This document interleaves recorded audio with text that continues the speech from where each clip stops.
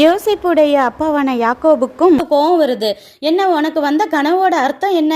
நான் உங்கள் அம்மா உன் கூட பிறந்தவங்க எல்லாரும் உன்னை தர மட்டும் வந்து குனிந்து உன் காலில் விழுந்து உன்னை வணங்குவோமோ? உன் இஷ்டத்துக்கு எதையாவது சொல்லிக்கிட்டே தான் இருப்பியா இந்த மாதிரி அப்படின்னு சொல்லிட்டு அவனை திட்டுறாரு.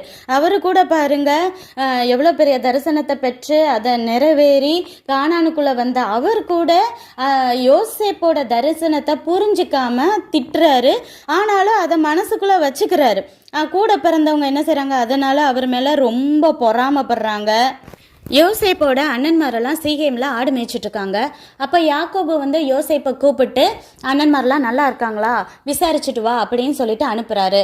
அப்போ வந்து செல்லோ ஏதோ இல்லாததுனால இப்போ போய் பார்த்துட்டு தான் ஒரு ஆள் வந்தால் தான் அவங்களுக்கு வந்து அந்த நியூஸே தெரியும். யோசேப்பும் பாருங்க யாக்கோபு சொன்ன உடனே கீழ்ப்படிஞ்சு இதோ போகிறேன்னு சொல்கிறாரு.